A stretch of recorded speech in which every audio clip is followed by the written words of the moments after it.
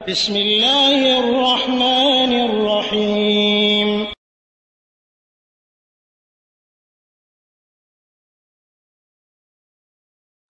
ওয়ালাইকুম আসসালাম রহমতুল্লাহ বারাকাতুহু। মালয়েশিয়া থেকে মোহাম্মদ মুস্তফা ভাই জানতে চেয়েছেন, সূরা ওয়াকিয়া পাঠ করলে অভাব অনটন দূরীভূত হয়, এ সম্পর্কে কোনো সহিহ হাদিস আছে? আলহামদুলিল্লাহ, ওয়াসসালাতু ওয়াসসালামু আলা রাসূলিল্লাহ। সম্মানিত ভাই, কোরআনুল কারীম সবটাই বরকত। আল্লাহ বলছেন, আমি কোরআনে যা কিছু নাজিল করেছি এটা মানুষের রোগ মুক্তি, এবং এইগুলো সবগুলোই বরকত।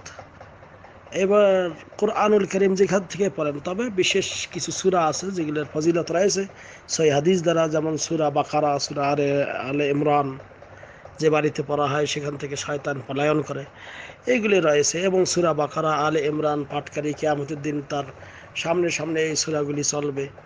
তা এইরকম সহিহ হাদিস কিছু আছে, কিন্তু সূরা ওয়াকিয়া সম্পর্কে যে হাদিস বলা হয় যে সূরা ওয়াকিয়া যে ব্যক্তি প্রত্যেক রাতে পাঠ করবে, হ্যাঁ, তার অভাব অনটন দূর হয়ে যাবে, তার অভাব অনটন থাকবে না।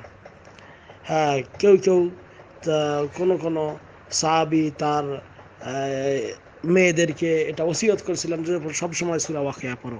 তাই বিশেষ করে যে হাদিসটি এটা বলা হয় যে সূরা ওয়াকিয়া পাঠ করলে অভাব অনটন থাকবে না, এটা জয়ীফ হাদিস, সহিহ হাদিস নয়। সহিহ হাদিস দ্বারা এটা প্রমাণিত হয় নাই।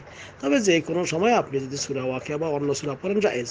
তবে সূরা মুলক সম্পর্কে বলা হয়েছে যে সূরা মুলক সম্পর্কে আন্নাহা মানিআহ, অর্থাৎ সে নিষেধকারী, অর্থাৎ জাহান্নামের আযাব থেকে নিষেধ করবে।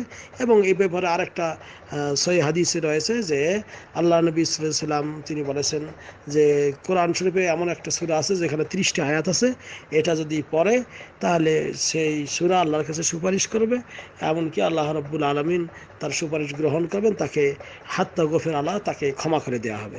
আর সেটা হলো সূরাতুল মুলক। এই জন্য সূরা মুলক যদি আমল করেন, এটা করা যেতে পারে, প্রত্যেক রাতে পড়বেন। কিন্তু সূরা ওয়াকিয়া সম্পর্কে যে হাদিস বলা হয় এটা সহিহ হাদিস দ্বারা প্রমাণিত নয়। হাযা ওয়াল্লাহু আ'লাম বিসওয়াব। ওয়া সাল্লাল্লাহু আলা নবিয়িনা মুহাম্মদ। আসসালামু আলাইকুম ওয়া রাহমাতুল্লাহ।